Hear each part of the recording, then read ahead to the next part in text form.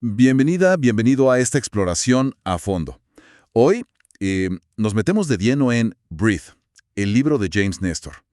La idea es averiguar por qué algo tan básico como respirar podría ser, una clave olvidada para la salud. ¿Y cómo puede ser que la mayoría lo estemos haciendo mal? Todo arranca casi por accidente para Néstor, ¿sabes? Va a una clase de respiración bastante escéptico y sale de ahí, empapado en sudor, pero sintiéndose súper bien, aunque como que no entendía por qué. Exacto. Y esa experiencia, esa sensación, fue la chispa.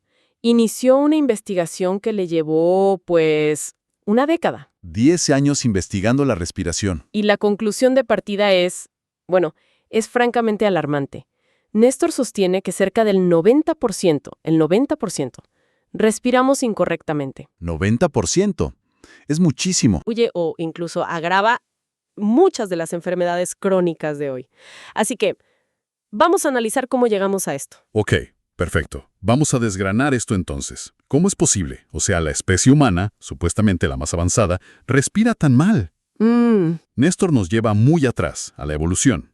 Dice que el cerebro creció mucho. Genial, ¿no? Pero tuvo un costo. Ese crecimiento le robó espacio, literalmente, a nuestra cara y, por lo tanto, a nuestras vías respiratorias. un trueque evolutivo. Exactamente. Hace unos 800.000 años más o menos, con el Homo erectus, empezamos a cocinar. Y eso nos dio más calorías, claro, para ese cerebro más grande.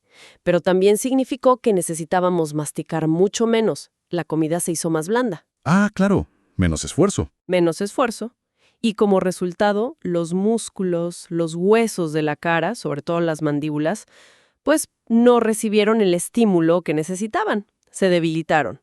Y con el tiempo, nuestra boca, empezó a encogerse. Y aquí viene la conexión que, yo al menos no había hecho. Los dientes chuecos. Sí. Suena quizá un poco raro conectarlo así. Totalmente. Uno piensa que es solo estética. Exacto, pero según Nestor son una señal visible de que nuestra evolución y sobre todo nuestro estilo de vida moderno han afectado nuestra capacidad más básica, respirar bien. Él menciona estudios de cráneos antiguos, como los de la colección Morton, que analizó la doctora Mariana Evans. ¿Y qué mostraban esos cráneos? Pues caras anchas, fosas nasales grandes y dentaduras perfectas, alineadas. ¡Wow! ¿Y comparado con los modernos? El contraste es enorme, incluso con cráneos de hace solo unos siglos, como los de las catacumbas de París. La industrialización, la dieta moderna, llena de alimentos procesados, blanditos, eso aceleró muchísimo el proceso en los últimos 300 años. O sea, la comida blanda nos achicó la cara. Investigadores como Weston Price ya lo veían a principios del siglo XX. Vieron la conexión directa, dietas blandas y maloclusión, o sea, dientes apiñados. No hay espacio suficiente. Y falta algo más, ¿no? La laringe. Ah, sí. La laringe bajó en la garganta para permitirnos hablar. Otra ventaja evolutiva clave. Pero con una pega importante. Una pega seria. Nos hizo la única especie que puede ahogarse fácilmente con la comida. Otra pieza de este rompecabezas respiratorio tan complejo. Entonces, si nuestra anatomía ya nos predispone un poco, la pregunta es, ¿de verdad importa tanto si respiro por la boca o por la nariz? O solo en la teoría, ¿verdad? Hizo el experimento de Stanford. Exacto. Él y Anders Olson fue bastante extremo. Se taparon las fosas nasales con silicona. 10 días. 10 días. Obligados a respirar solo por la boca. Suena horrible. ¿Y los resultados? Lo fueron. Terribles y casi inmediatos. ¿Qué pasó exactamente? Los datos son súper claros. En cuestión de días, la presión arterial se les disparó. Niveles de hipertensión etapa 1. Etapa 1. Así nomás. Así nomás. Y la variabilidad de la frecuencia cardíaca, que es como la capacidad del corazón para adaptarse al estrés, se desplomó. O sea, el cuerpo en modo estrés total. Totalmente. Atascado en modo estrés. Además, el pulso les aumentó, empezaron a roncar de la noche a la mañana y una niebla mental constante. ¡Wow! Una demostración, súper directa del impacto de respirar por la boca. Sí, un impacto sistémico negativo. Me recuerda un poco a esos experimentos de los 70 con monos rhesus, los de Harvold. Les tapó la nariz y en meses, ¡pum!, caras largas, mandíbulas caídas, dientes chuecos. Exacto. La respiración bucal les cambió literalmente la estructura física a la cara. Increíble. Pero ojo, lo más fascinante de esos estudios con monos, y lo más esperanzador también, fue que los cambios eran reversibles. ¿Ah, sí? Sí, les quitaron los tapones, los monos volvieron a respirar por la nariz y con el tiempo sus caras empezaron a normalizarse. O sea que hay plasticidad. El cuerpo se puede adaptar y recuperar. Exacto. Incluso en la estructura ósea, lo cual es sorprendente. Sugiere que no todo está perdido. Vale, entonces queda claro. Nariz sí, boca no tanto. Pero, ¿por qué? ¿Qué hace la nariz que sea tan superior? Filtra, calienta, humedece, eso lo sabemos. Sí, eso es lo básico. Pero hay mucho más. La nariz produce óxido nítrico. Óxido nítrico, el NO. ¿Y eso qué tiene que ver? Es una molécula clave, importantísima, y producimos 6 veces más óxido nítrico respirando por la nariz que por la boca. 6 veces. ¿Y para qué sirve? Pues mira, este NO ayuda a los pulmones a absorber más oxígeno del aire, como un 18% más. ¿Un 18% más de oxígeno solo por usar la nariz? Exacto. Y además, dilata los vasos sanguíneos, ayuda a regular la presión arterial y juega un papel súper importante en la inmunidad contra virus, bacterias. Como dice un experto en el libro, la nariz es como un guerrero silencioso. Trabaja sin parar para optimizarnos. ¡Qué increíble! Y lo del ciclo nasal, eso me voló la cabeza, que no respiramos igual por las 2 fosas nasales todo el tiempo. Así es, se alternan. Parece que la fosa derecha activa más el sistema simpático. El acelerador, más alerta, ¿no? Correcto. Y la izquierda, el parasimpático. El freno, calma, baja la presión. Exacto. Es un sistema de equilibrio natural incorporado. Y lo curioso es que mencionan textos antiguos, como el Shiva Swarodaya, que ya hablaban de esto hace siglos. Sabiduría ancestral. Que coincide con observaciones más recientes. George Catlin, en el siglo XIX, ¿te acuerdas?, documentó la salud increíble de tribus nativas americanas. 0 caries, dientes perfectos, súper resistentes. Y sin enfermedades respiratorias. Su observación clave fue que enseñaban a los bebés, desde que nacían, a mantener la boca cerrada, a respirar por la nariz siempre. Y Catlin mismo lo probó, ¿no? Sí. Adoptó la práctica y afirmó que así curó sus propios problemas respiratorios crónicos. Ok. Nariz, importantísimo. Pero ahora viene lo que de verdad me parece súper contraintuitivo. Ajá. Lo que le dice Anders Olson a Néstor. Creo que el dióxido de carbono es más importante que el oxígeno. A ver, ¿cómo es eso? Suena al revés. Suena totalmente al revés, ¿verdad? Pero fisiológicamente necesitamos CO2. No es solo un desecho que exhalamos. Pero siempre nos dicen que el oxígeno es vida y el CO2 es malo. Bueno, es más complejo. Hace más de un siglo, Christian Bohr descubrió el efecto Bohr, que en esencia explica que la presencia de CO2 en la sangre es la señal. Es lo que le dice a la hemoglobina, oye, suelta el oxígeno que llevas, que los tejidos lo necesitan. O sea que sin suficiente CO2... Sin suficiente CO2, el oxígeno se queda como pegado a la hemoglobina. Y no importa cuánto aire respires, cuánto oxígeno inhales, si no se libera, no llega a las células. Caray. Eso cambia todo. ¿Y los experimentos de Yandel Henderson en Yale? Uf, sí. A principios del siglo XX. Son una prueba dramática de esto. Demostró que podía causar problemas graves, incluso matar animales, solo haciéndolos hiperventilar. Respirar demasiado rápido. Exacto. Los llenaba de oxígeno. Pero al expulsar demasiado CO2, ¡pum!, el oxígeno no se podía usar. Incluso una sobrerespiración ligera los ponía ansiosos, confusos. Wow. Y esto conecta con Buteyko, el ruso. Directamente. Konstantin Buteyko, en la Unión Soviética, observó que sus pacientes más enfermos tendían a respirar demasiado, rápido, superficial. Él mismo sufría de hipertensión grave, y eso lo llevó a desarrollar un método para reducir conscientemente la respiración, el volumen, la frecuencia. Enseñar a respirar menos. Exactamente. Tuvo éxito tratando asma, hipertensión, condiciones que él mismo padecía, simplemente enseñando a la gente a respirar menos. Entonces, si respirar mucho y rápido no es lo ideal, ¿cuál es la respiración perfecta? O al menos la más eficiente. Varios estudios que Néstor cita apuntan a un ritmo muy específico.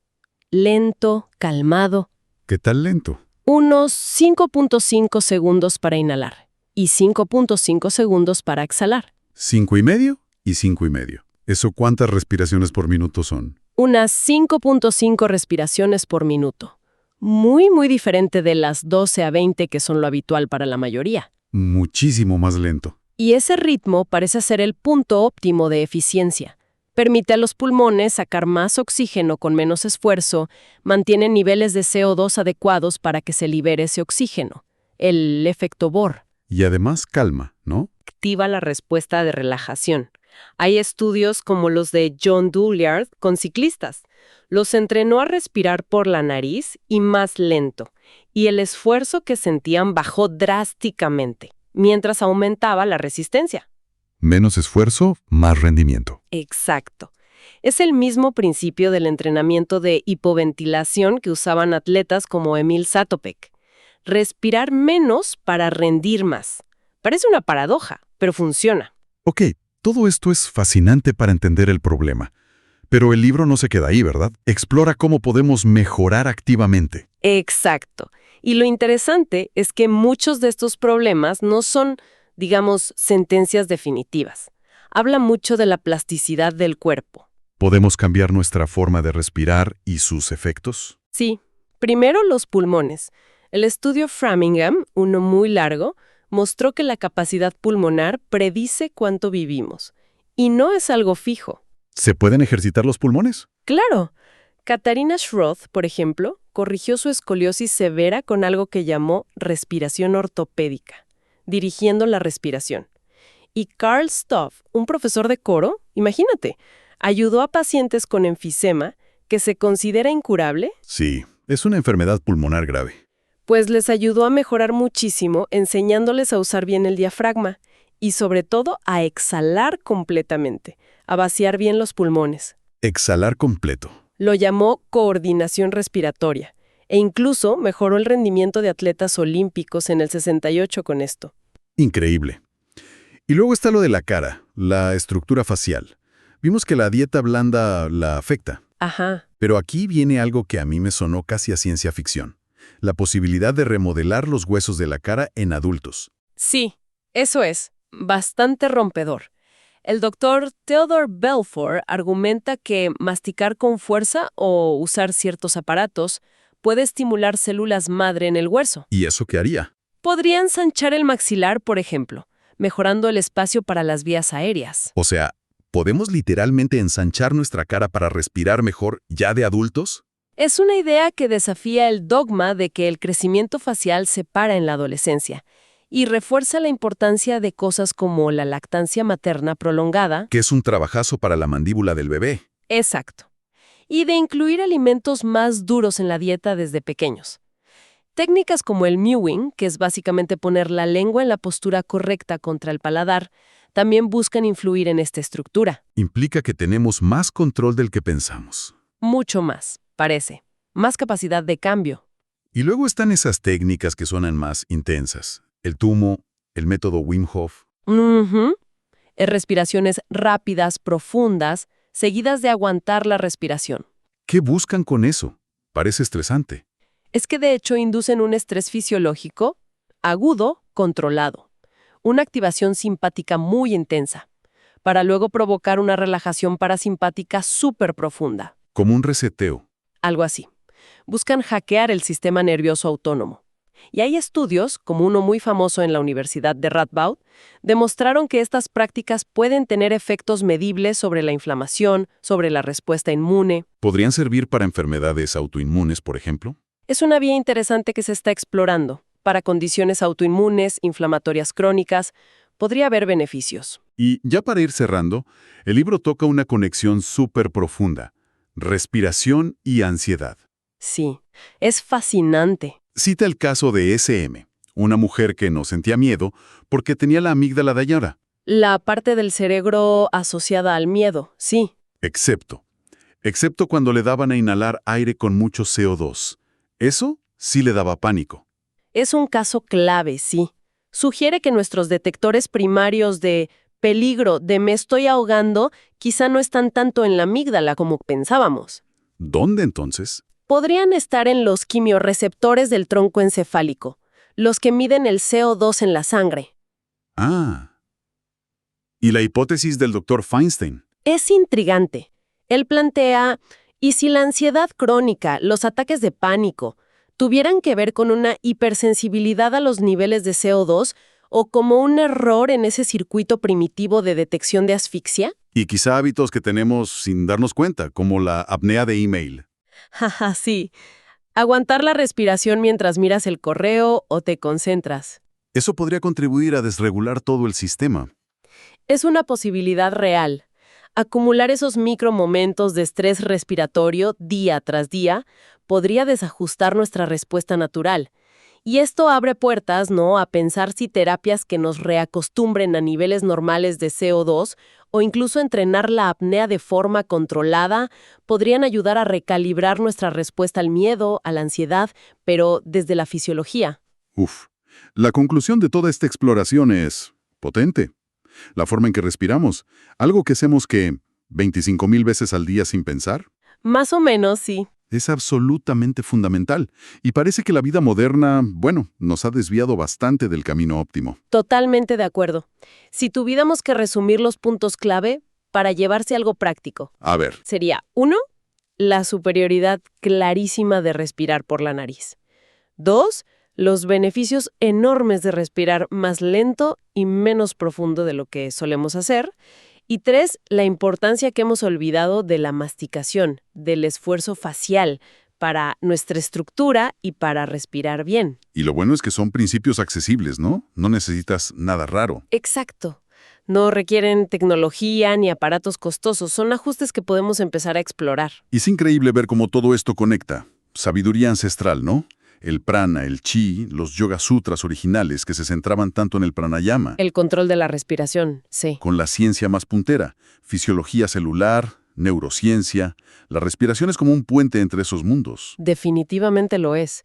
Y nos devuelve un grado de agencia, de control sobre nuestra propia biología, algo que a menudo sentimos que hemos perdido en el mundo moderno. Totalmente. Quizás la reflexión final que esta exploración podría dejarnos es una invitación simple. ¿Cuál sería?